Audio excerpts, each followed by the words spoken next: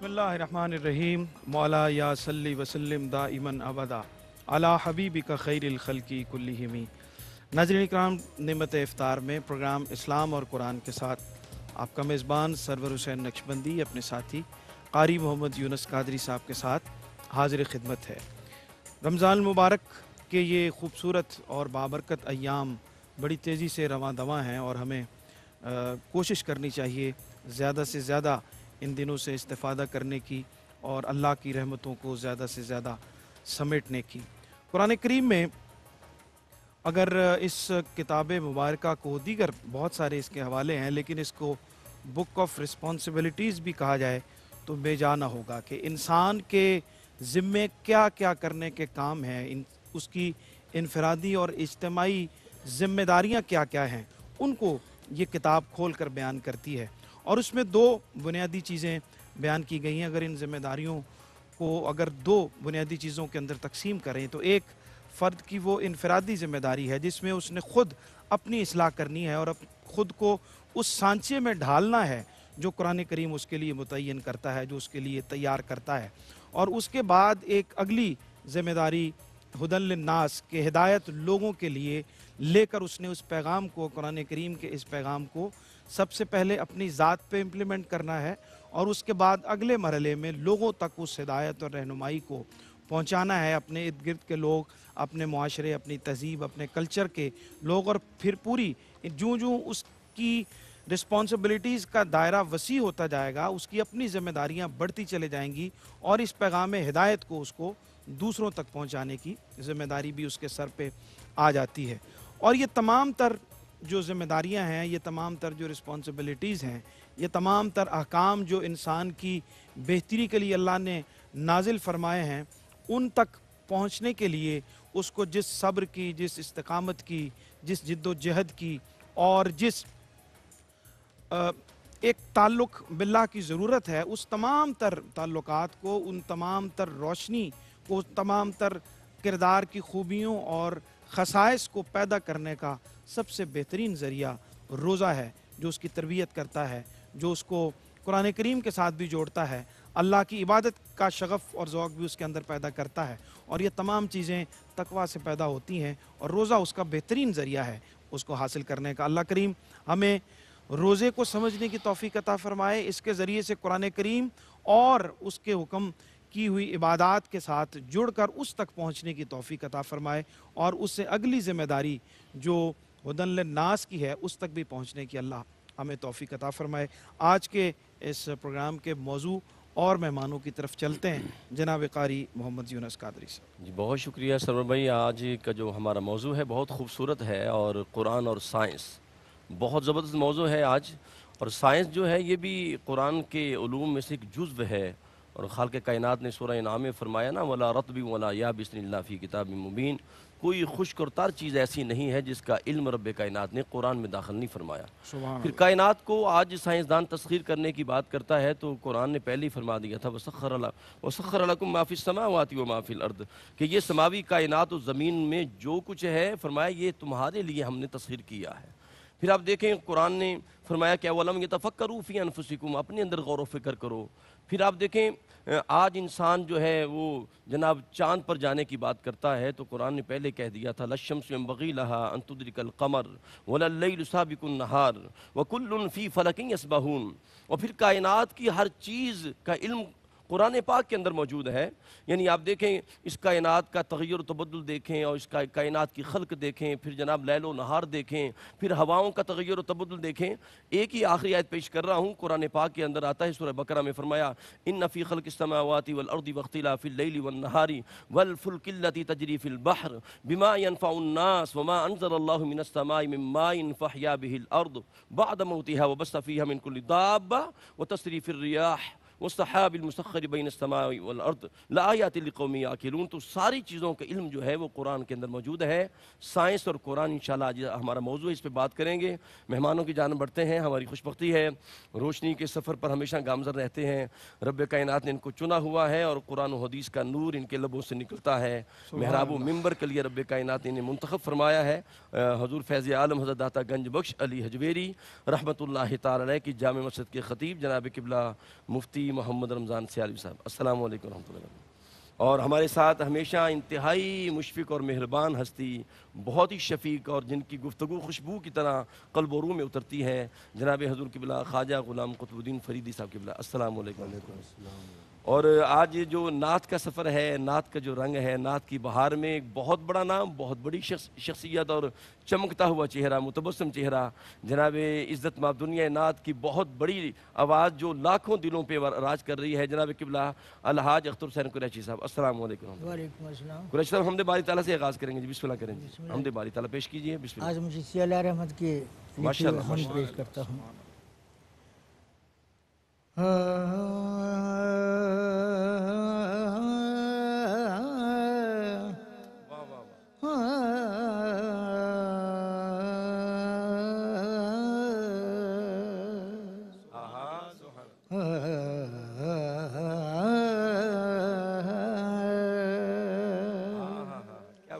ہے ذکر تیرا گلشن گلشن،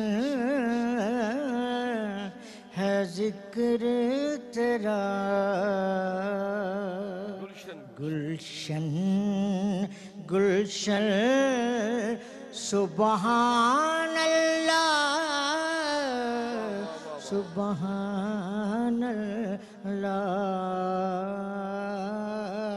ہے ذکر تیرا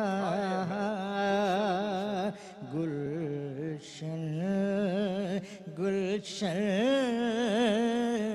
سبحان اللہ سبحان اللہ، مصروف ثنا ہے سرو سمن، سبحان اللہ سبحان اللہ، سبحان اللہ۔ غنچوں کی چٹک شبنم کی ضیا، پھولوں کی مہک بلبل کی نوا، قائم ہے تجھی سے حسن چمن، قائم ہے تجھی سے حسن چمن، سبحان اللہ سبحان اللہ، سبحان اللہ سبحان اللہ۔ مطلوب بھی تو مقصود بھی تو،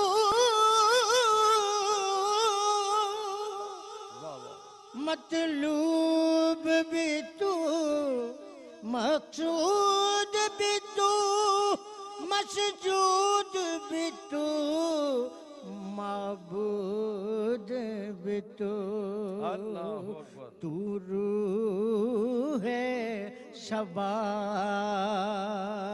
تو جانے چمن، تو روح ہے شبا، تو جانے چمن، سبحان اللہ سبحان اللہ،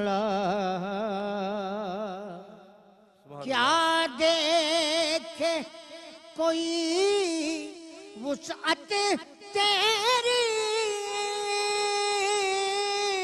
کیا دیکھے کوئی وسعت تیری، ہو کیسے بیان عظمت تیری،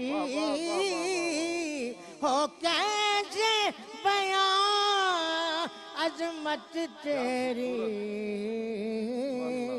عاجز ہے نظر قاصر ہے دہن، سبحان اللہ سبحان اللہ،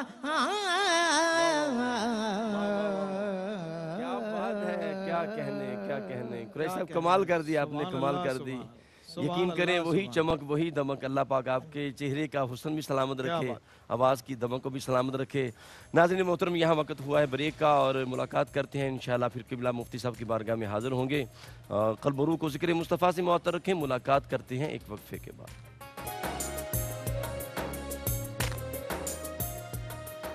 جی خوش آمدید کہتے ہیں ناظرین اکرام آپ کو. پروگرام آپ دیکھ رہے ہیں اسلام اور قرآن، اور آج سائنس ہمارا موضوع ہے اور ہمارا مذہب ہمیں کیا بتاتا ہے. جدید جو ایجادات ہیں، جو جدید علوم ہیں، ان کے ساتھ قرآن کریم کو اگر ہم ریلیٹ کرتے ہیں، جب ہم کہتے ہیں کہ ہر خشک اور تر چیز کا قرآن خود دعویٰ کرتا ہے کہ اس کے اندر موجود ہے، تو یہ کیسے ہو سکتا ہے کہ جدید دور کے جدید علوم ان کی تمام تر جو بنیادیں اور ان علوم کی تمام تر کہکشاں قرآن کریم کے اندر موجود نہ ہو. اب ہم نے اس کو کیسے تلاش کرنا ہے اور اس کی حقیقتوں تک کیسے پہنچنا ہے، یہ بنیادی چیز ہے.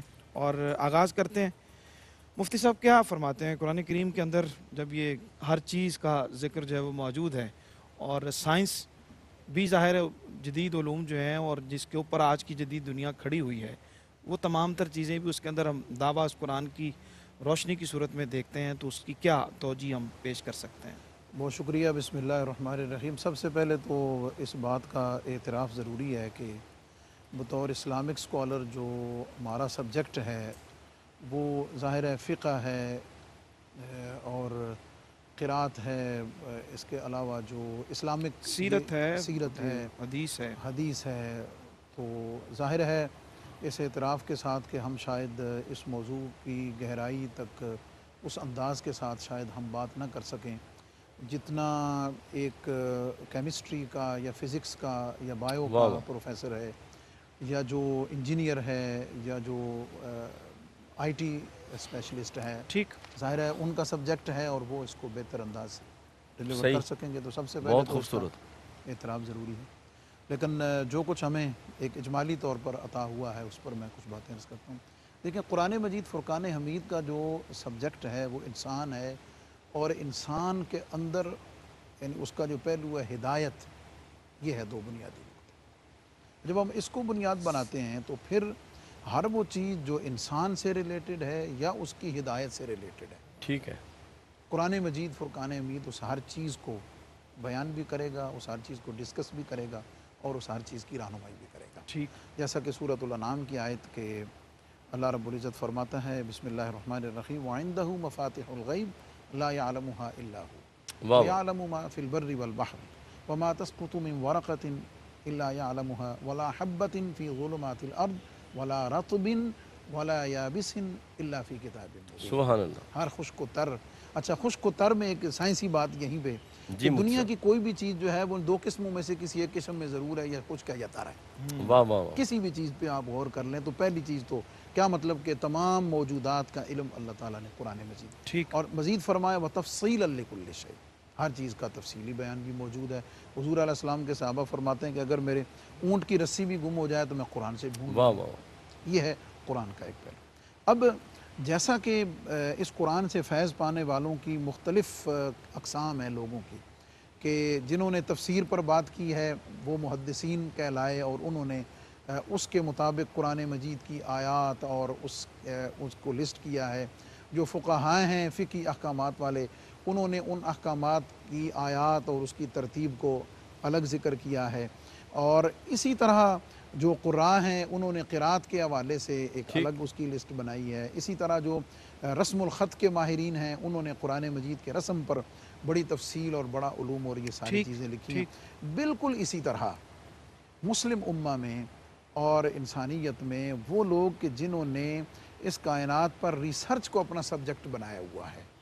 اچھا، اس کی پھر مختلف مطلب ہے مختلف کیٹیگریز ہیں اس کی.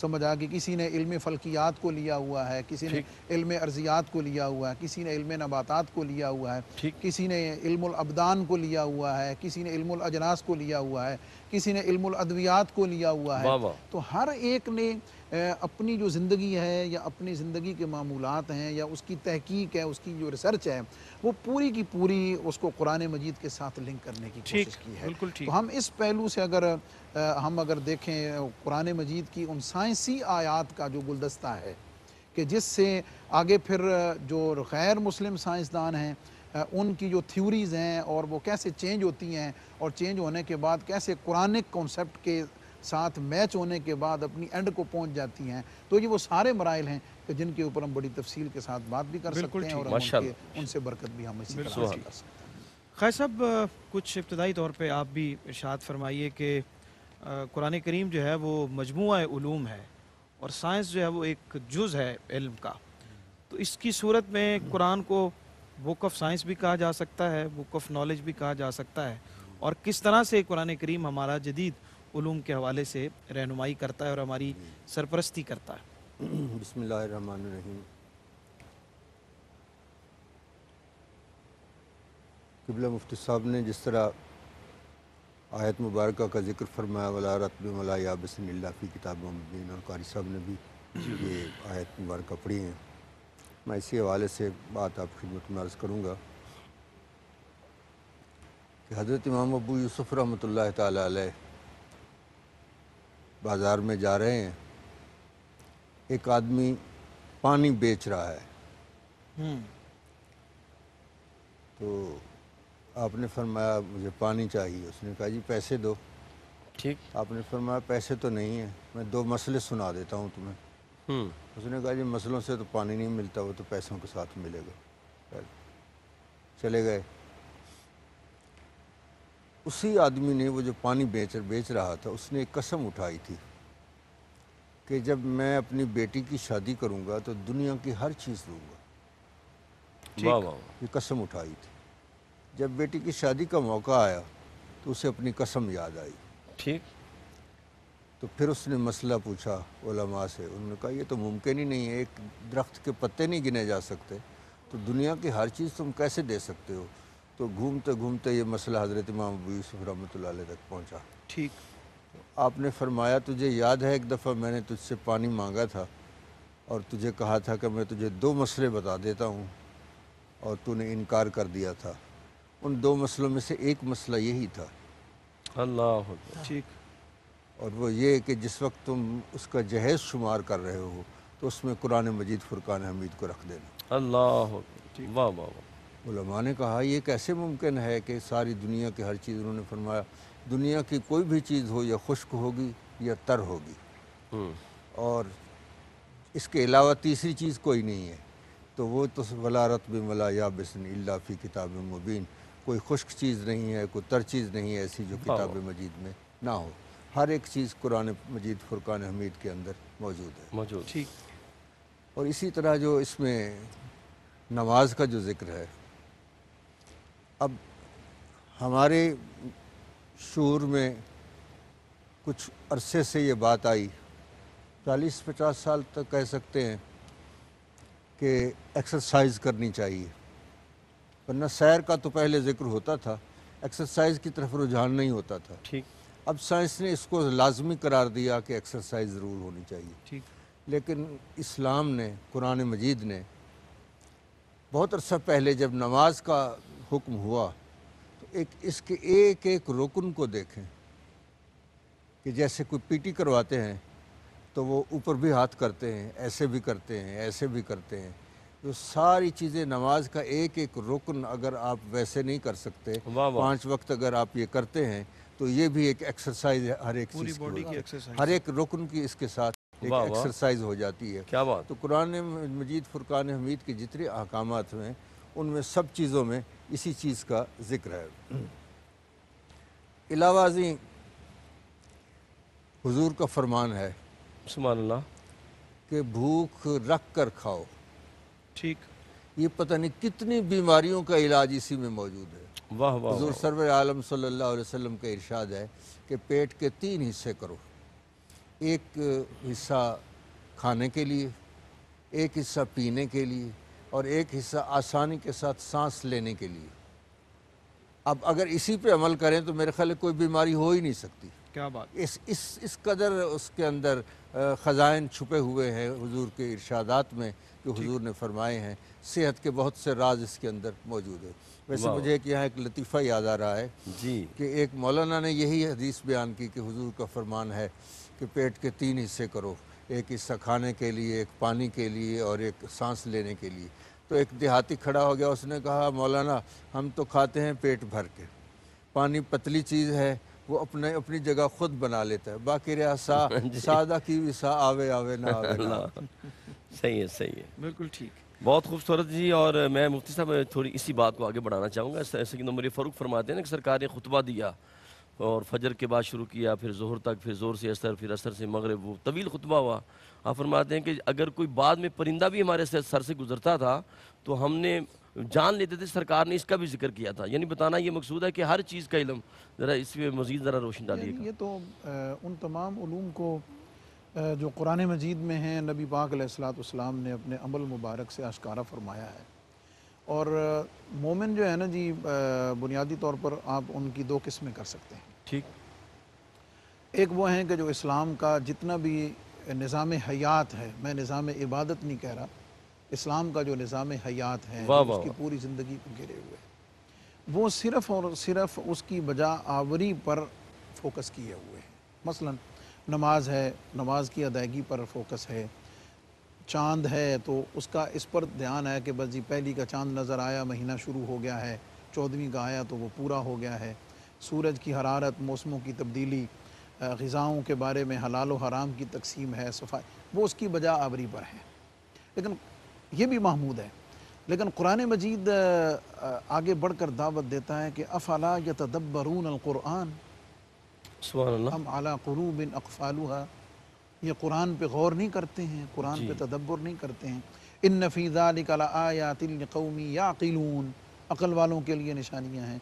इन्न फ़ी ज़ालिका लआयातिन लिक़ौमी यतफ़क्करून, तफक्कुर करने वालों के लिए निशानियाँ हैं। इन्न फ़ी ज़ालिका लआयातिन लिक़ौमी यस्माऊन, इसमें सुनने वालों के लिए निशानियाँ हैं। इन्न फ़ी ज़ालिका लआयातिन लिलआलिमीन, इसमें जानने वालों के लिए। ये क्या है? कुरान मजीद इससे बढ़कर आगे इसमें गौर और तदब्बुर की दावत देता है। ठीक। जब आप कुरान मजीद में तफक्कुर और गौर को बढ़ाते चले जाएंगे और जितना आपका अपना इल्म होगा, ये मैं एक इसमें ऐड करूँ, जो इल्म का दायरा आपका अपना है, जिस फील्ड में आप खुद हैं, जब आप उसको सामने रख कर कुरान को पढ़ना शुरू कर देंगे, उसमें तदब्बुर करेंगे, तो आप न सिर्फ सोचने पे मजबूर हो जाएंगे बल्कि आप अश्कबार भी होंगे और आप सर बसुजूद भी होंगे और आप हैरान भी होंगे, आप शशदर भी होंगे कि आप के उस दिए हुए इल्म के मुताबिक उसमें एक एक आयत में, एक एक लफ्ज़ में आपको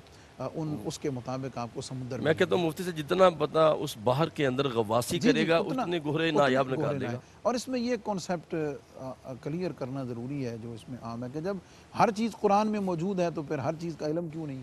मैं नबी पाक अलैहिस्सलाम की एक हदीस पाक से बरकत हासिल करता हूँ कि हुज़ूर अलैहिस्सलाम ने जब हज़रत मुआज़ बिन जबल को यमन की तरफ काजी बनाकर भेजा तो हुज़ूर अलैहिस्सलाम ने उनसे पूछा कि बिमा तक़दी, तू कैसे फ़ैसला करेगा?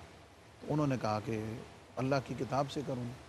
तो नबी पाक अलैहिस्सलाम ने फरमाया फ़इल्लम तजिद फ़ी, अगर तू उसमें ना पाए। ठीक। फिर उन्होंने कहा कि अल्लाह के रसूल की सुन्नत, आपकी सुन्नत से। फरमाया फ़इल्लम तजिद फ़ीहा, अगर उसमें ना पाए। इस पर फ़ुक़हा और मुफ़स्सिरीन ने बड़ी एक नफीस बात की है। नबी पाक अलैहिस्सलाम ने ये फरमाया है कि फ़इल्लम तजिद फ़ीही या फ़ीहा, अगर तू उसमें ना पाए, क्या मतलब कि उसमें वो सारा कुछ मौजूद तो है जो तू ढूंढना चाहता है, वो उसमें मिलेगा, उसमें है। लेकिन अब तेरी हिम्मत और तेरा इल्म और तेरी रिसर्च पे डिपेंड करता है कि तू उसको पाने में कामयाब होता है या नहीं होता। इसलिए नबी पाक अलैहिस्सलाम ने फरमाया अगर तू ना पाए, और इसको सादी सी मिसाल से मैं समझा दूं, कोई इनकार नहीं कर सकता कि समुंदर की तह में मोतियों के खजाने मौजूद हैं, इससे तो कोई इनकार नहीं कर सकता। लेकिन अब जो उसमें होता जन है, जो होता लगाने वाला है, ये इसकी हिम्मत पर है कि उसके हाथ मोती लगता है या नहीं लगता। अगर उसे मोती नहीं मिला, इसका मतलब ये तो नहीं लिया जा सकता ना कि मोती है नहीं, उसके हाथ नहीं लगा। तो ये असल डिपेंडेड कि आपकी हिम्मत कितनी है, آپ اس میں تدبر کتنا کرتے ہیں، آپ اس میں غور کتنا کرتے ہیں، آپ کا اپنا نالج کتنا ہے، اس کی روشنی میں جب آپ قرآن مجید، علامہ اقبال آخر عمر میں انہوں نے ہر کتاب کو پڑھنا بند کر دیا تھا، وہ کسی کتاب کی اسٹڈی نہیں کرتے تھے، وہ صرف قرآن کی تلاوت۔ واہ واہ کیا واہ، بات ہے، سبحان اللہ سبحان مفتی، اللہ۔ سبحان اللہ، ناظرین سبحان اکرام، بریک کا وقت ہوا ہے اور بہت اہم سوال یہاں پہ پیدا ہوتا ہے کہ مذہب اور سائنس کے درمیان کوئی کشمکش موجود ہے، اور جب یہ سائنس کا آغاز ہوا تو انہوں نے بھی ریلیجن کو الگ کیا اور اس علم کو الگ کیا اور کہا کہ اس کے ساتھ رہ کر دونوں چیزیں اکٹھی نہیں چل سکتی، جبکہ آئنسٹائن جو نظریہ اضافیت کا موجد ہے، خالق ہے، وہ کہتا ہے کہ science without religion is a lame and religion without science is a blind, کہ مذہب کے بغیر سائنس جو ہے وہ لنگڑی ہے اور سائنس کے بغیر مذہب جو ہے وہ بالکل آگے نہیں بڑھ سکتا۔ ان دونوں کا اکٹھا چلنا ضروری ہے، لیکن کیسے، یہ ہم ذکر کرتے ہیں لیکن ایک چھوٹے سے وقفے کے بعد۔ جی ناظرین محترم، آپ کا خیر مقدم ہے، نعمت افطار میں آپ شامل ہیں اور بہت خوبصورت موضوع ہے سائنس اور قرآن۔ خواجہ صاحب قبلہ نے اور مفتی صاحب نے بہت خوبصورت بات کی ہے کہ ہر چیز کا علم جو ہے وہ قرآن کے اندر موجود ہے، اور وہ دیکھیں وہ سائنسدان جنہوں نے چاند پر قدم رکھا تھا ان کا ذکر بھی قرآن کے اندر ہے، اور کتنے لوگ تھے، 3 افراد کا ذکر ہے، کیونکہ وہاں لترکبنہ کا لفظ، لترکبنہ جمع کا صیغہ ہے اور 3 افراد پہ بولا جاتا ہے۔ قرآن نے یہ بھی بیان کر دیا تھا کہ وہ مسلمان نہیں ہوں گی، یہ بھی بیان کر دیا تھا۔ سورہ انشقاق میں کہا نا والقمر اذا اتسق لترکبن طبقا عن طبق فما لهم لا یؤمنون، تو ہر چیز کا علم جو ہے وہ قرآن کے اندر موجود ہے۔ اس پہ مزید بات کریں گے۔ اب بڑھتے ہیں نعت مصطفیٰ کی جانب، اور قریشہ قبلہ وہ آپ کا شعر آفاق کلام ہے، یا مصطفیٰ خیر الورا، یہ ذرا عطا ہو جائے۔ دیتا ہوں آپ کا بسم حکم اللہ، سے رکھوں بھی۔ بسم اللہ۔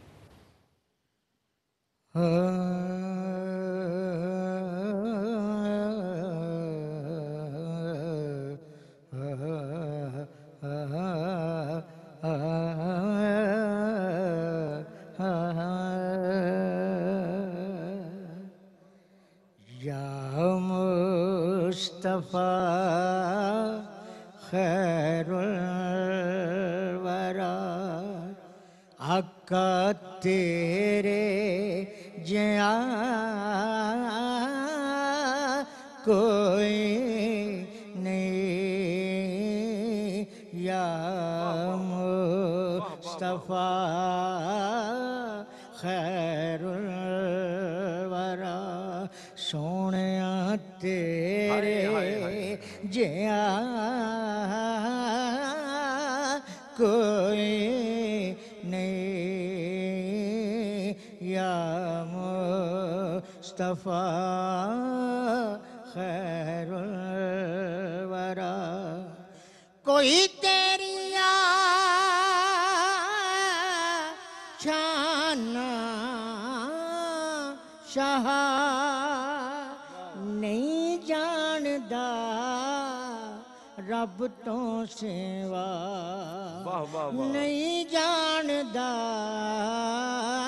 رب تو سوا، قرآن وچ بھی اے رب آخدا، کیا بات ہے، قرآن وچ بھی اے رب آخدا کہ تیرے جیاں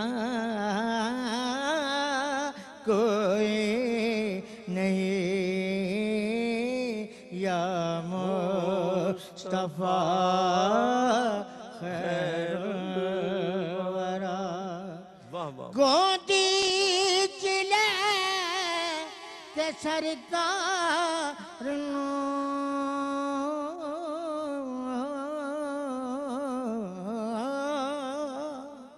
گودی چلے کے سرکار نو، سونے مٹھن من ٹھار نو، سونے مٹھن من ٹھار نو، آکھے حلیمہ سعدیہ لوکو اے آکھے حلیمہ سعدیہ تیرے جیاں واہ واہ واہ واہ، کیا خوبصورت انداز. کوئی سبحان نہیں اللہ، سبحان اللہ. یا مصطفیٰ خیر الورا. اقصا دے وچ آقا میرے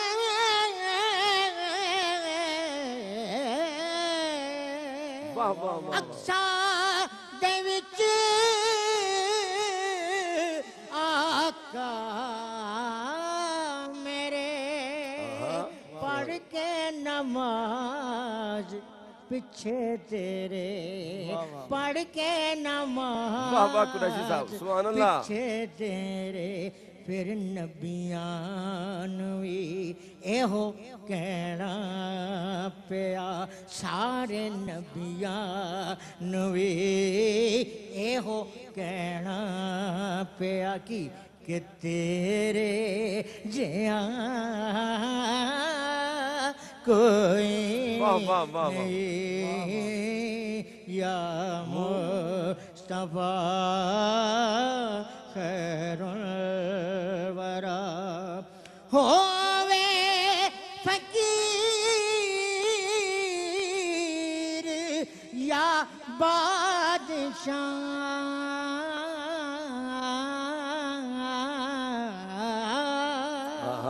ہووے فقیر کیا بات ہے. بادشاہ پاویں گدا نیازی جیا کیا بات ہے، کیا کہنے. کھاندے شاہ صدقہ تیرا آنکھاں دے شاہ صدقہ تیرا. واہ واہ واہ. تیرا تیرے جیاں کوئی نہیں یا مصطفیٰ خیر الورا.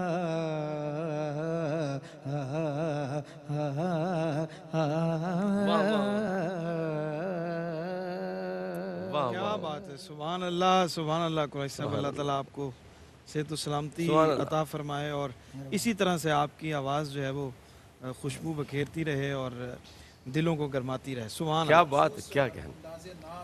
جی ہاں بے شک. سبحان اللہ. کہہ لیں کہ یادگار ہیں. اپنے انداز کے خود اپنے انداز موجود ہیں ماشاءاللہ. واہ واہ واہ. خیر صاحب گفتگو کو آگے بڑھاتے ہیں. سائنس اور مذہب کا آپس میں کوئی اختلاف ہے، کشمکش ہے. کیا چیز ہے کہ ہمارے ہاں عمومی رویہ جب یہ آغاز بھی ہوا تب بھی یہ بحث چلی تھی کہ سائنس جو ہے وہ الگ چیز ہے اور مذہب کو اس میں داخل نہیں ہونا چاہیے. اور مذہب جو ہے اس وقت بھی یہ بحث رہی اور آج بھی ہم دیکھتے ہیں کہ ہمارا جو دینی طبقہ ہے وہ سائنسی علوم سے جدید علوم سے دور ہے. تو ان دونوں میں کیا کوئی انٹرڈکشن ہے، ذرا کچھ بتائیے. یہ میں سمجھتا ہوں کہ سائنس جو ہے یہ جس طرح آپ نے بتایا ایک جز ہے قرآن کا. اس کے اندر قرآن شریف کے اندر تمام کی تمام سائنس موجود ہے، لیکن ایک پلاننگ کے ساتھ جی دین کو سائنس سے الگ رکھا گیا ہے. ٹھیک. اور سائنسدانوں پہ یہ واضح کیا گیا ہے کہ تمہیں قرآن شریف کی کوئی ضرورت نہیں، تمہاری ایک اپنی شاہراہ ہے، تم اس پہ چلتے رہو. حالانکہ بہت عرصہ پہلے 1400 سال پہلے قرآن پاک نے وہ چیزیں بتا دی ہیں جو سائنس آج جس نتیجے پہ پہنچے. واہ واہ واہ. سبحان اللہ. مثلاً سائنسدان آج ایک نتیجے پہ پہنچے ہیں کہ جو کرۂ ارض ہے اس کے گرد ایک ایسا آسمان کا غلاف ہے. ٹھیک ٹھیک خاص صاحب. کرۂ ارض کے گرد آسمان کا ایک ایسا غلاف ہے کہ جس کی وجہ سے وہ جو شعاعیں ہیں، نقصان دہ شعاعیں، ان سے یہ کرۂ ارض محفوظ رہتا ہے. اللہ اکبر. واہ اس واہ. کا ذکر قرآن مجید میں موجود ہے. ٹھیک ٹھیک. رب کائنات نے ارشاد فرمایا وَجَعَلْنَا السَّمَاءَ سَقْفًا مَحْفُوظًا. آہا. سبحان ہم اللہ. نے اس کو محفوظ بنا دیا ہے. کیا بات ہے خاص صاحب. سبحان اللہ. اس کی چھت بنا دی ہے کرۂ ارض کی ایک ایسے آسمان کے ساتھ کہ ہم نے اس کو محفوظ بنا دیا ہے. تو قرآن پاک کے اندر تو تمام چیزیں موجود ہیں. ٹھیک.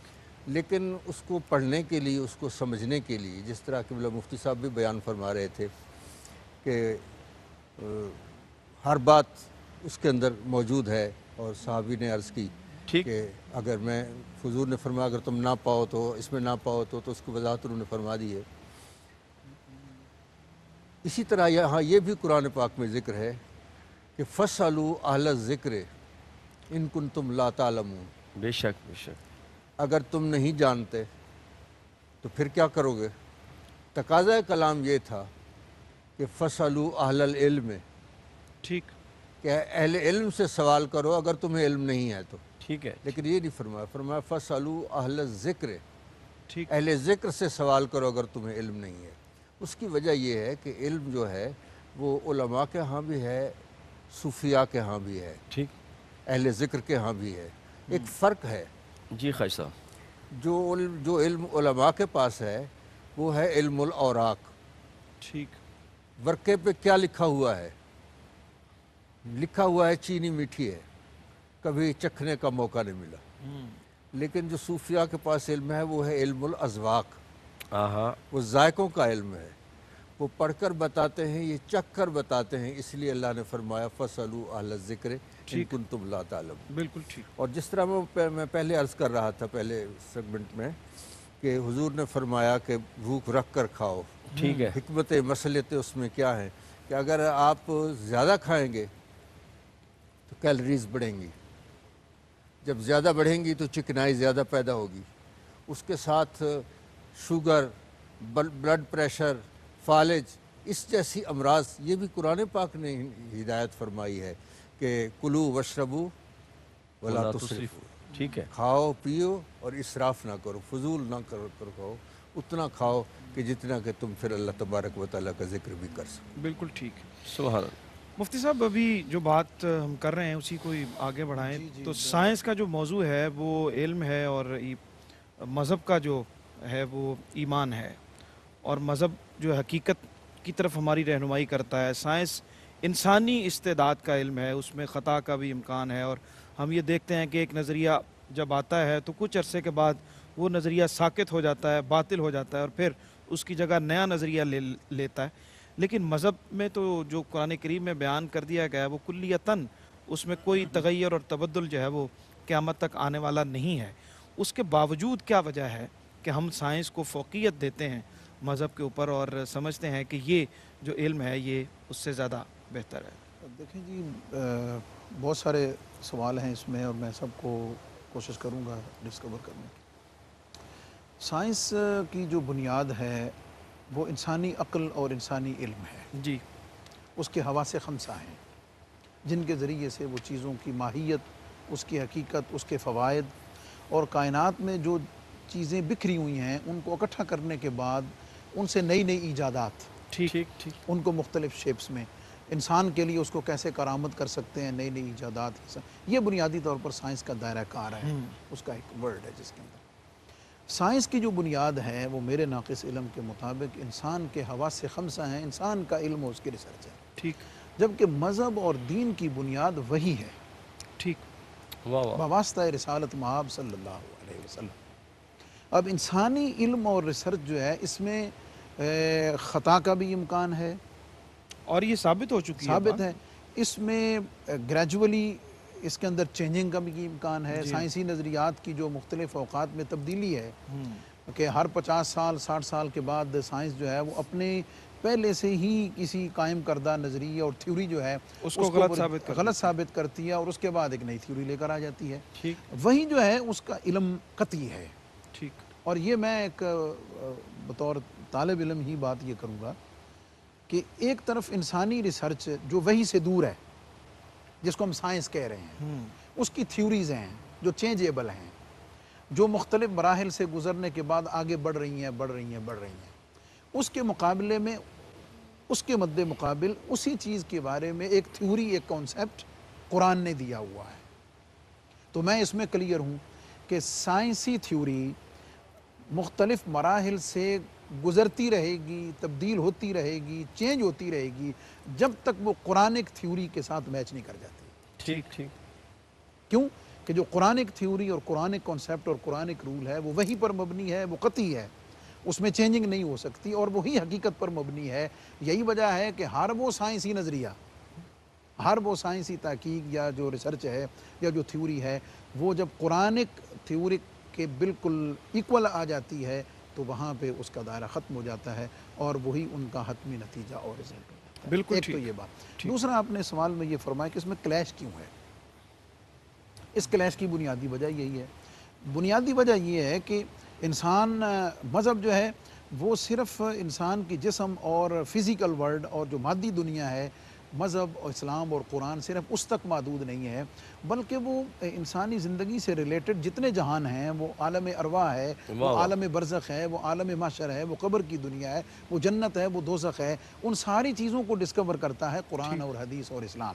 جبکہ سائنس جو ہے وہ صرف فزیکل ورلڈ جو ہے اس کو ڈسکور کرتا ہے، اس کا احاطہ کرتا ہے۔ تو چونکہ انسان محسوساتی دنیا میں ان چیزوں کو جلدی محسوس کرتا ہے، اس کے فوائد کو، مثلا قبر میں جانے کے بعد راحت ہے مومن کے لیے، جنت ہے، اس کی نعمتیں ہیں، یہ ایک ان دیکھی چیز ہے، لیکن یؤمنون بالغیب تو پہلے دن سکھا دیا گیا ہے، لیکن ہر آدمی مذہب کے کی لیے بنیاد جو ہے ایمان ہے، اب ایمان ہر ہے، آدمی ایمان کے لیے بالغیب ہے۔ یقین کی اس منزل تک پہنچنا مشکل ہے، جس کی وجہ سے انسان طبی طور پر سائنس کو ترجیح دیتا ہے۔ کیوں کہ وہ محسوساتی دنیا میں ہے، اس کے فوائد وہ فوراً محسوس کرتا ہے اور فوراً اس کو حاصل ہو جاتے ہیں۔ اور ساتھ آپ نے یہ جو پوچھا ہے کہ بھئی مذہبی لوگ جو ہیں وہ سائنس سے دور کیوں ہیں، میں اس یہ کا سوال آپ سے لیتے ہیں بالکل، لیکن بریک کا وقت جو ہے وہ ہو چکا ہے، اور ہمیں بہت ساری اہم اس موضوع کے حوالے سے گفتگو کرنی ہے۔ بریک سے واپس آتے ہیں تو اس گفتگو کو بھی جاری رکھنا ہے، اور اس کے ساتھ ساتھ کچھ اور بہت سے اہم موضوع ہیں جو اس میں انشاءاللہ ہم شامل کرتے ہیں۔ ہمارے ساتھ رہیے، ایک وقفے کے بعد ملتے ہیں۔ ناظرین مکرم، آپ کا خیر مقدم ہے، نعمت افطار میں آپ شامل ہیں۔ سائنس اور قرآن ہمارا موضوع ہے، اور سائنس ترقی بہت کرتی کر کے جو آج سائنس پہنچتی ہے، قرآن نے اس کو پہلے ہی بیان فرما دیا ہے۔ جس طرح مفتی صاحب بیان فرما رہے تھے، ہمارے ایک دوست ہیں اور جناب ان کے گردن کے پٹھوں کا مسئلہ تھا، تو لندن جا کے اس نے علاج کروایا، تو انہوں نے کہا، میڈیسن دینے کے بعد کہا کہ آپ روزانہ دن میں 5-6 دفعہ ہاتھ گیلے کر کے آپ مسح کیا کریں۔ تو جب وہ یہاں آیا تو کسی نے بتایا کہ تو نماز پڑھتا ہوتا تو تجھے یہ مرضی پیدا نہ ہوتا۔ تو سائنس آج پہنچتی ہے، میرے آقا نے پہلے بیان فرمایا۔ مفتی صاحب اپنی بات کو جاری کیجئے گا جہاں سے توڑا۔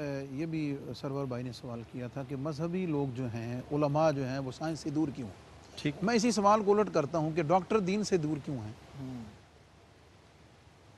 ڈاکٹر دین سے دور کیوں ہے؟ کیا مطلب؟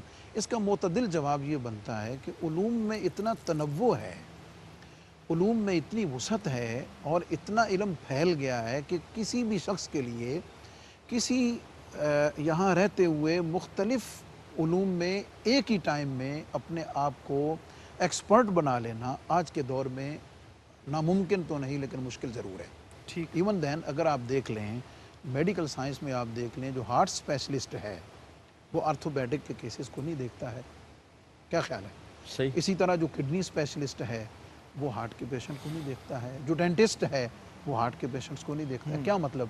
کہ اس ایک فیلڈ میں علوم کا تنوع بہت زیادہ ہے، کہ بیسک علم تو ہو، بنیادی چیزوں کا علم ضرور ہونا چاہیے، لیکن اس میں ایکسپرٹ ہو جانا یہ ہر ایک کے لیے ممکن نہیں ہے۔ تو چونکہ علماء کا بنیادی جو دائرہ کار ہے وہ قرآن و حدیث کی روشنی میں علوم دینیہ ہیں، عبادات ہیں، زکوٰۃ ہے، باقی جو معاملات ہیں وہ ہیں۔ یہی وجہ ہے کہ آپ اگر دیکھیں تو عبادات پر آپ قرآن مجید کی جو تفاسیر لکھی گئی ہیں ان کو علماء نے کیٹاگرائز کیا ہے کہ یہ جو تفسیر ہے یہ تصوفانہ تفسیر ہے، یہ جو ہے یہ فقہی تفسیر ہے، سمجھ آ گئی، یہ عقلیات پر مبنی تفسیر ہے، تو اس کی مختلف ہیں۔ تو میں کہتا ہوں کہ اگر آپ قرآن مجید کی عبادات کے حوالے سے تفاسیر لینا چاہیں تو آپ کو 20 تفاسیر مل جائیں گی، واہ واہ، کیونکہ علماء نے اپنا کام کیا ہے، انہوں نے قرآن کی تفاسیر لکھی ہیں اور اس کو فوکس کر کے انہوں نے 20 تفاسیر لکھ دی ہیں۔ میں پوچھنا چاہتا ہوں کہ پوری دنیا میں جتنے مسلمان سائنسدان ہیں، جتنے ڈاکٹر ہیں، انہوں نے قرآن کی سائنسی تفاسیر کتنی لکھی ہیں؟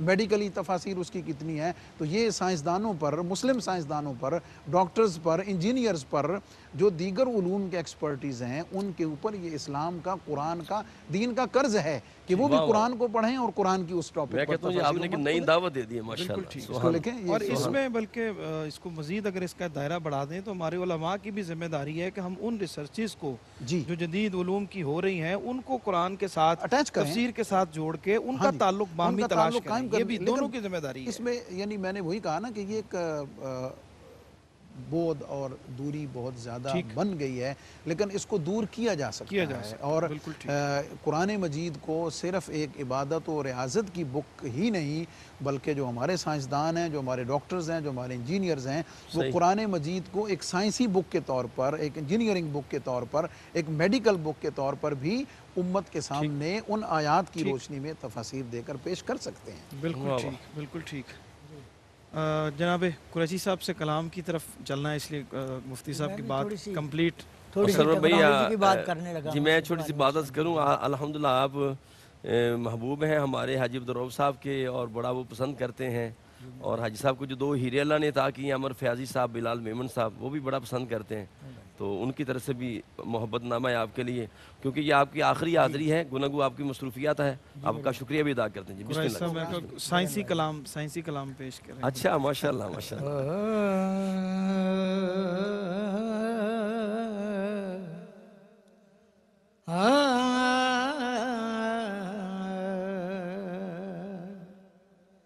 وہ بلا لے اگر یہ بھی کچھ کم نہیں، وہ بلا لے اگر یہ بھی کچھ کم نہیں، ان کا تشریف لانا بڑی بات ہے. ان کے قدموں میں گزرے اگر ساتھیوں، ان کے قدموں میں گزرے اگر ساتھیوں، مختصر سا زمانہ بڑی بات ہے.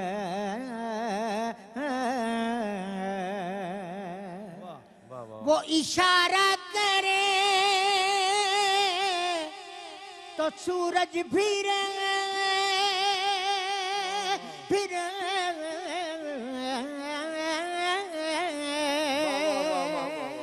وہ اشارہ کرے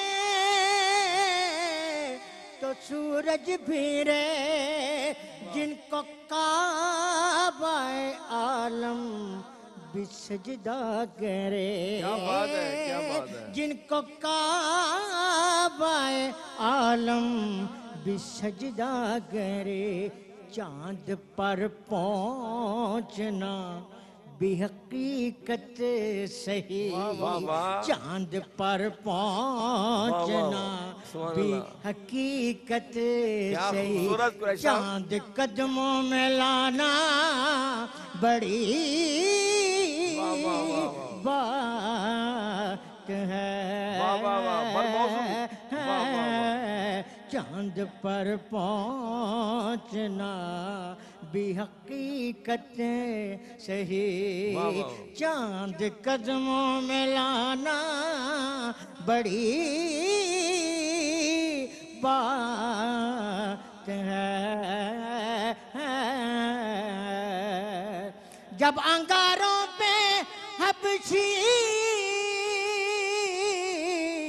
لٹایا گیا، جب انگاروں پہ حبشی لٹایا گیا، وہ آقا کے لیے مار کھاتا رہا، وہ آقا کے لیے درد سہتا رہا. اس کو معلوم تھا کہ پیا کے لیے یوں ستم بھی اٹھانا بڑی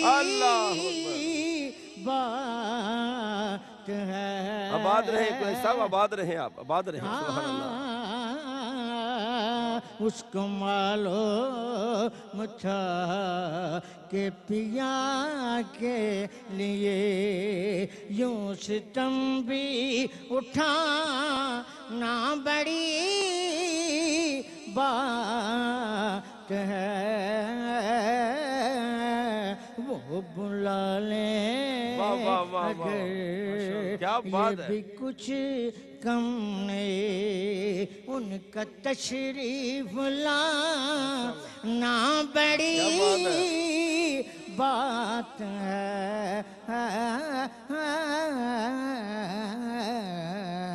کیا بات ہے قریشی صاحب، کمال کر دیا آپ نے، یقین کریں کمال کر دی سرور بھائی، چاند کمال قدموں کر میں دی لانا، جناب۔ چاند پر پہنچنا بھی حقیقت بر سے موضوع ہی بر موضوع ناشی پڑی یہ ماشاءاللہ۔ استادوں کا کام ہوتا ہے نا، جنہوں نے پڑھا اچھا ہو، سرور پتہ بھائی، ہو کمال کہ کی موضوع بات یہ ہے کہ مناسبت سے قریشی کیسے صاحب اشعار قبلہ لے کی کے صرف آنا۔ زبان محو ثنا نہیں ہوتی، بلکہ ان کی پوری باڈی لینگویج جو ہے وہ لفظوں کو کھولتی ہے۔ کیا بات، اللہ پاک آپ کو سلامت رکھے، بارے دیگر میں آپ کا شکریہ ادا کرتا ہوں۔ واہ جی واہ واہ، سبحان اللہ۔ خواجہ صاحب گفتگو کو آگے بڑھاتے ہیں، کچھ آپ ارشاد فرمائیے، قرآن کریم میں کچھ ایسے مضامین ہیں جن پہ سائنس تحقیق کر کے ان نتائج تک پہنچنے کی کوشش کر رہی ہے۔ مثال کے طور پہ کوئی اور دنیا کی کتاب نہیں، یہ صرف قرآن کا دعویٰ ہے۔ انسانی تخلیق کے جو مدارج ہیں وہ کن کن درجوں سے ہو کر جو ہے وہ تخلیق تک کے دائرے میں آتا ہے، اس کو دیکھ لیں، اس پہ تحقیق ہوئی اور آج اس ساری چیزوں کو ثابت کیا جا رہا ہے۔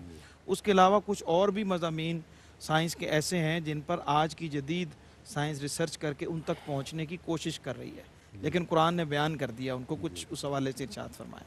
جناب والا حضرت امام شافعی رحمۃ اللہ علیہ نے فرمایا سلونی اما شئتم، واہ واہ، مجھ سے جو چاہو پوچھو، میں اس کا ثبوت قرآن مجید سے دوں گا۔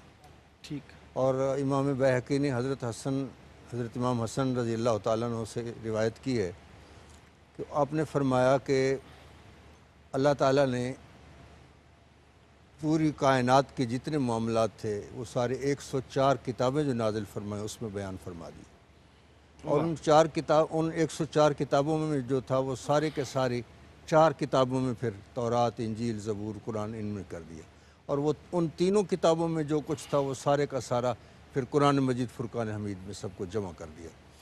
تو اب سب چیزیں قرآن مجید کے اندر موجود ہیں۔ جہاں جو آپ نے سوال فرمایا ہے اس انسانی تخلیق کا، ایک ہے انسان کی کیمیائی تشکیل، ٹھیک، اور اس پہ جب ہم غور کرتے ہیں تو سب سے پہلے اللہ تعالیٰ نے مٹی کو پیدا کیا، پھر پانی کو پیدا کیا۔ تو ایک کیفیت تو ہے خشک مٹی کی، یہ ایک مرحلہ ہے کہ مٹی خشک تھی۔ دوسرا پھر اس کو پانی میسر ہوا، ٹھیک، یہ اس کی دوسری کیفیت ہوگی۔ پھر اس کو گوندھا گیا، جی، یہ اس کی تیسری شکل بن گئی۔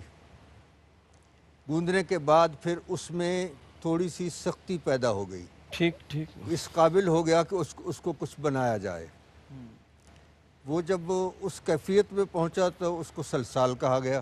ٹھیک، اچھا، اس کے بعد پھر سلالہ کا درجہ آ گیا کہ وہ پختہ ہو گیا، واہ واہ، اس کو پکایا گیا، پھر اس میں سے جو جوہر تھا وہ نکالا گیا، اور اس کو نکال کر پھر جو بنایا گیا، اس کی شکل بنائی گئی، تو اللہ تعالیٰ نے اس کو فرمایا، پھر فرمایا وَنَفَخْتُ فِيهِ مِن رُوحِي، میں نے اس میں اپنی روح کو پھونک دی۔ اللہ، آج سے 1400 سال پہلے یا اس سے بیشتر پہلے اللہ تعالیٰ نے قرآن مجید فرقان حمید میں یہ سب چیزیں بیان کر دیں، جس پہ کہ سائنس آج تک ابھی تحقیق کر رہی ہے، اور ابھی تک مکمل اس تہ تک نہیں پہنچتی جس تہ تک کہ قرآن مجید پہنچا ہے۔ واہ واہ واہ، ٹھیک، بالکل ٹھیک۔ مفتی صاحب کچھ آگے بڑھائیں اسی بات کو، اور ایک تو یہ بتائیں کہ جو جدید سائنسی ایجادات ہیں، تجربات ہیں، مذہب کہاں تک اجازت دیتا ہے ان کو استعمال کرنے کی، اور پھر اسی بات کو بھی تھوڑا سا آگے لے کے چلیں کہ نجوم کا ذکر ہے، فلکیات کا ذکر ہے، گلیکسیز کا ذکر ہے، اور وہ تمام تر چیزیں جو آج جن پہ ریسرچ ہو رہی ہے ان کا ذکر جو ہے وہ قرآن کریم میں ہمیں ملتا ہے، جس میں طبیعیات کا ذکر بھی انہوں نے خواجہ صاحب نے بھی کچھ ذکر کیا اس حوالے سے۔ لیکن جی جیسے میں نے شروع میں کہا تھا کہ قرآن مجید کی آیات کی مختلف اقسام ہیں، बुनियादी तो दो किस्में कुरान मजीद ने बयान की हैं, एक आयात मुहकमात हैं और एक आयात मुतशाबिहात हैं। जी ठीक। जो आयात मुहकमात हैं जिनके मफाहीम बिल्कुल वाज़ेह और क्लियर हैं, उनकी मुख्तलिफ़ दर्जा बंदी है। उसमें तारीख़ का भी ज़िक्र है, तारीख़ी वाक़यात भी उसमें हैं, और बिल्कुल इसी तरह इबादात की आयात हैं, अहकामात की आयात हैं, सियासत से मुताल्लिक़ आयात हैं। तो बिल्कुल कुरान मजीद की आज के दौर की जो ईजादात हैं या जो साइंसी थ्योरीज़ हैं, उनको सामने रखते हुए कुरान मजीद की एक साइंसी आयात का गुलदस्ता है कि जो साइंसी जितने भी थ्योरीज़ हैं, मौज़ूआत जिसके मौज़ूआत अंदर हैं, मौजूद हैं। वो उनके साथ मैच करते हैं, ठीक। या उसके ज़ेर बास आते हैं या उसके दायरा कार में आते हैं, ठीक। जैसा कि आपने फरमाया है। उसमें बहुत सारी चीज़ें हैं। कुल्लुन फ़ी फ़लकिन यस्बहून, सुभान अल्लाह। वश्शम्सु तजरी लिमुस्तक़र्रिन लहा, ज़ालिका वाह। तक़दीरुल अज़ीज़िल अलीम, वल-क़मर क़द्दरनाहु मनाज़िला हत्ता आद कल-उर्जूनिल क़दीम, वाह। वश-शम्सु यंबग़ी लहा सुभान अन तुदरिकल क़मर वल-लैलु साबिक़ुन नहार व कुल्लुन फ़ी फ़लकिन यस्बहून। अवलम यरल्लज़ीना कफ़रू अन्नस-समावाति वल-अर्द कानता रत्क़न।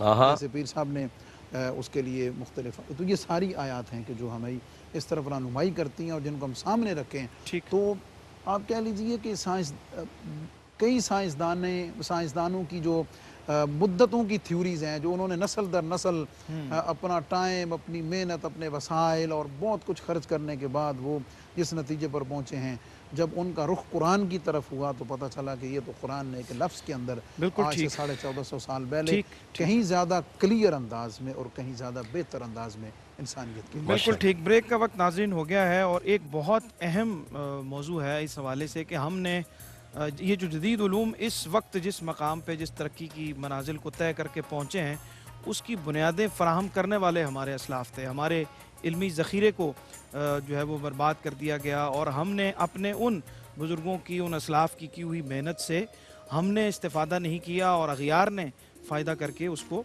जदीद उलूम तक लेके आए। अज़हरावी का नाम अगर जदीद इल्म से ताल्लुक़ रखने वाले लोग जानते हैं तो वो फादर ऑफ सर्जरी उनको कहा जाता है। बहुत बड़ा मुसलमान साइंटिस्ट है और एक पूरी फहरिस्त है मुसलमानों की कि जिन्होंने जदीद उलूम की बुनियाद फराहम की। इस पर हम बात करते हैं लेकिन एक वक्फे के बाद।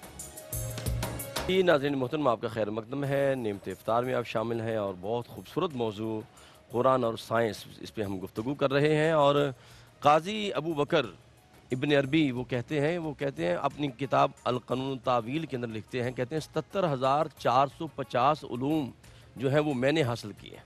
आप अंदाज़ा करें कि उनके इल्म का हाल ये है तो फिर मौला कायनात के इल्म का हाल क्या होगा, जिनका जिक्र ख्वाजा साहब ने किया था कि सलूनी अम्मा शीतुम, वो फरमाते फ़उख़बिरुकुम अन किताबिल्लाह, फरमाते हैं कि कायनात की हर चीज़ का इल्म जो है वो मैं कुरान से हासिल कर सकता हूँ। और सरवर भाई की बात को सेकंड करूँगा कि ये जो हमारे असलाफ गुजरे हैं साइंसदान, सबसे पहले उनमें मुस्लिम साइंसदानों का नाम था और बाद में फिर अग़ियार ने उनसे फ़ायदा हासिल किया। ख्वाजा साहब कुछ मज़ीद फरमाएं इस पर। जनाब, ये मुसलमानों की तारीख़ भरी पड़ी है ठीक। ऐसे अहले इल्म साइंसदानों से जिन्होंने ईजादात किए। ये जो घड़ी का निज़ाम है ये मुसलमानों ने ईजाद किया। वाह वाह। और जो दुनिया का जो नक्शा है ये भी मुसलमानों ने ईजाद किया। सुभान अल्लाह। इसी तरह बेशुमार चीज़ें ऐसी हैं जो इंसानों ने ईजाद की, मुसलमानों ने ईजाद की। और साइंस आज जिस नतीजे पे पहुंची है, बहुत पहले कुरान पाक ने उसको बयान फरमा दिया। जिस तरह मैंने पहले अर्ज़ किया है कि इंसान की एक कीमियावी तश्कील है, ठीक, और एक उसकी तख्लीक है इंसान की। जब तख्लीक के अमल को आप देखें तो आज साइंस नतीजे पे पहुंच रही है जो कुरान मजीद ने बहुत पहले बयान फरमा दिया। इरशाद रब्बुल आलमीन है, सुम्मा जालनाहु नुतफ़तन फ़ी क़रारिन मकीन। सबसे पहले इसको शिकम मादर में एक नुतफ़े की शक्ल में रखा गया। उसके बाद सुम्मा खलकना नुतफ़त अलक़तन, जी बिल्कुल, फिर उसको एक मुअल्लक़ चीज़ बना दिया हमने। ठीक, उसके बाद फिर फ़खलकनल अलक़त मुज़ग़तन, जी जी, फिर उसको एक लोथड़े की शक्ल बना दी गई। फिर उस लोथड़े को फरमाया फ़खलकना नुतफ़त इज़ामन, ठीक, उनको हड्डियों की शक्ल बना दिया। हड्डियों की शक्ल बनाने के बाद फिर फरमाया सुम्मा फ़कसौनल इज़ाम लहमन, अल्लाह, फिर हमने उसको गोश्त, گوشت پہنا دیا، ٹھیک ٹھیک، ثم انشأناہ خلقا آخرہ، ہاں ہاں ہاں، پھر ہم نے اس کو ایک آخر جو ہے تخلیق اس میں فرمائی، لے کر سبحان آئے، اللہ، اور پھر ثم سواہ ونفخ فیہ من روحی، پھر اس کو برابر کر دیا اور اس میں اپنی روح کو پھونک دیا، فقعوا لہ ساجدین، تو آہا، فرشتوں نے پھر اس کو سجدہ کیا۔ سبحان اللہ، پھر اس میں اللہ تعالیٰ نے فرمایا، میں نے جو ترتیب کے ساتھ جو چیزیں بیان کی، اس کے سائنسدان ڈاکٹر کبھی اس چیز کا انکار نہیں کر سکتے کہ اللہ نے پہلے حصے سامع پیدا کی، سننے والی حص کو پہلا پیدا کیا، اس کے بعد پھر باصرہ کو پیدا کیا، دیکھنے والی حص کو، پھر لامسہ کو، چھونے والی حص کو پیدا فرمایا۔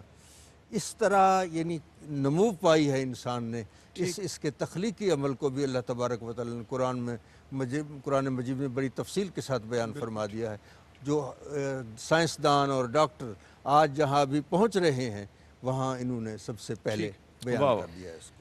سبحان مفتی اللہ، صاحب، ہم نے اپنے علمی ذخیرے سے اور اپنے جو علوم کے ہمارے اساتذہ تھے، بزرگ تھے، جنہوں نے بنیادیں فراہم کی، جس میں نے زہراوی کا ذکر کیا، وہ پہلا سرجری کرنے والا انسان ہے کہ جس نے پورا پیٹ چاک کر کے اس کو بند کیا اپنے بنائے ہوئے آلات سے۔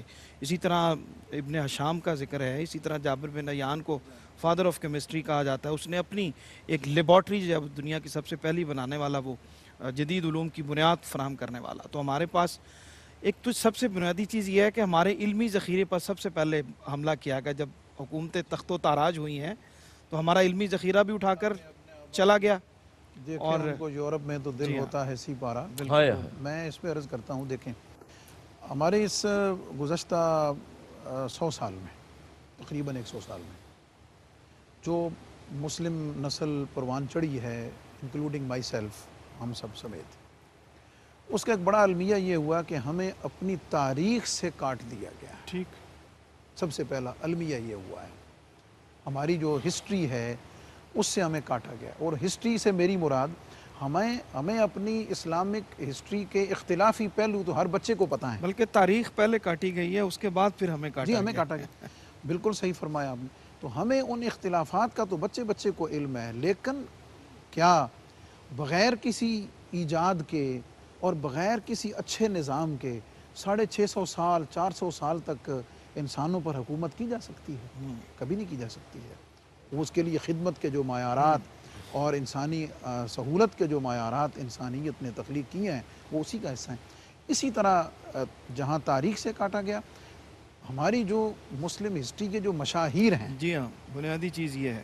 2 طرح کا ظلم ہوا ہے۔ ایک تو ان کا نام تاریخ سے حذف کیا گیا، اور دوسرا ظلم یہ ہوا ہے کہ ان کے نام چینج کیے گئے ہیں۔ جی، آج کا جو جدیدیت پسند طبقہ ہے، وہ جن مشاہیر کو یا جن سائنسدانوں کو ان کے ناموں کی وجہ سے غیر مسلم سمجھتا ہے، میں یہ دعوت فکر دے رہا ہوں اس پلیٹ فارم سے، وہ اگر ان کے ناموں کی ریسرچ پر جائیں اور ان کے اصل نام کی طرف جائیں گے تو وہ مسلم نکلے گا۔ ابن حشام کا نام جو ہے وہ ہیشم جو ہے ایسم وہ کے نام، اسی طرح باقی چیز۔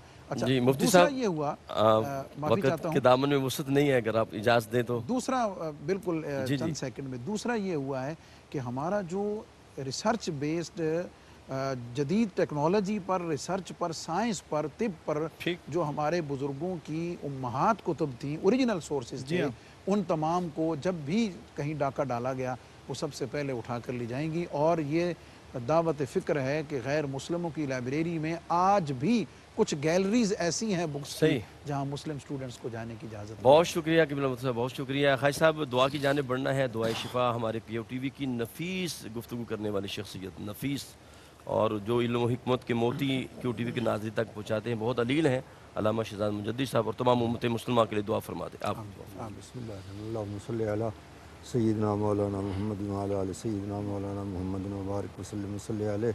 اللہم اشفنا بشفائک وداونا بدوائک واسمنا من الاحوال والامراض والاوجاع، یا شافی الامراض اشفی مرضانا، یا شافی الامراض اشفی مرضانا۔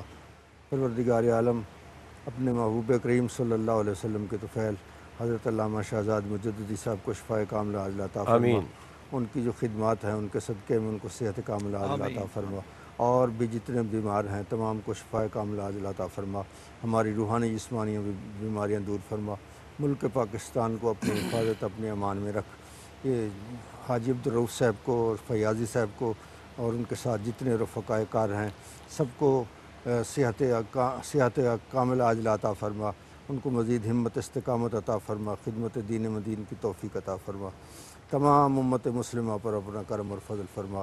فسہل یا الہی کل صابن بحرمت سید الابرار سہل، وصلی اللہ تعالیٰ علی خیر خلقہ ونور عرشی سیدنا مولانا محمد علیہ وصحبہ اجمعین برحمتک یا اللہ۔ بہت شکریہ قبلہ خواجہ صاحب، میں آپ کا شکریہ ادا کرتا ہوں جناب قبلہ خواجہ غلام قطب الدین فردی صاحب قبلہ کا، اور جناب قبلہ مفتی محمد رمضان سیالوی صاحب کا، اور اپنے ٹیم لیڈر جو ہیں نعمت افطار کے جناب ظہیر بھائی، جو کیمرے کے آنکھ کے پیچھے پوری ٹیم ہے، ہم ساری ٹیم آپ سے اجازت چاہیں گے، اور اپنے میزبان قاری محمد یونس قادری کو، جناب سرور حسین نقشبندی صاحب کو اجازت دیجیے۔ انشاءاللہ لاہور اسٹوڈیو سے کراچی اسٹوڈیو روانہ ہوں گے، وہاں سید سلمان گل ہمارے منتظر ہیں۔ نعت کی جانب بڑھتے ہیں اور آپ سے چاہتے ہیں، بسم اللہ۔ نعت کی کچھ ادبی فضا کا بھی میں چاہتا ہوں کہ اس پروگرام کے ذریعے ماشاءاللہ لوگوں تک پہنچے۔ ہمارے دوست ہیں خاور صاحب، بہت نعت کے لیے کام کر رہے ہیں، نعت ورثہ کی صورت میں، نعت کائنات کی صورت میں، ان کی ایک نعت کے بسم اللہ، چند بسم اشعار۔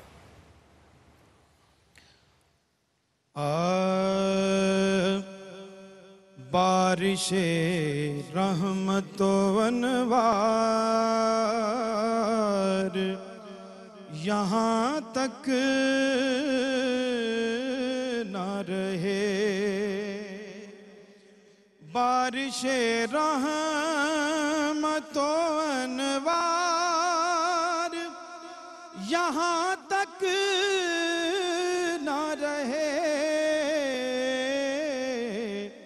اے خدا نعت فقط حرف و بیان تک نہ رہے، اے خدا نعت فقط حرف و بیان تک نہ رہے، اے میرے آتش فارس کے بجھانے والے، اس طرح ہجر بجھا دیں کہ دھواں تک نہ رہے، اس طرح ہجر بجھا دیں کہ دھواں تک نہ رہے، صاحب شق قمر جس پہ عنایت کر دیں، وہ اگر آئینہ جوڑے تو نشان تک نہ رہے، وہ اگر آئینہ جوڑے تو نشان تک نہ رہے، ایک شب سیر کو نکلے تھے شاہ کون و مکان، اور پھر کون و مکان تک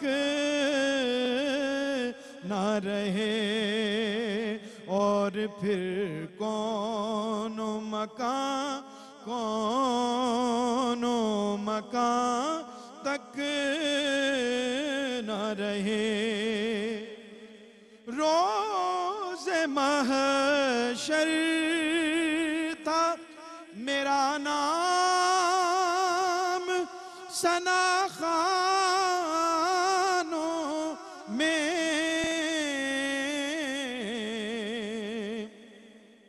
روز محشر تھا میرا نام ثنا خوانوں میں،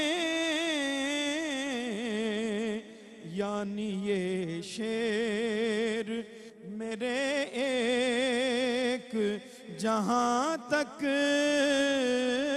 نہ رہے، یعنی یہ شعر میرے ایک جہاں تک نہ رہے، سینہ سنگ میں حشرات بھی پڑھتے ہیں درود، سینہ سنگ میں حشرات بھی پڑھتے ہیں سلام، زمزم نعت کے پتھر کی زباں تک نہ رہے، زمزم نعت کا پتھر کی زباں تک نہ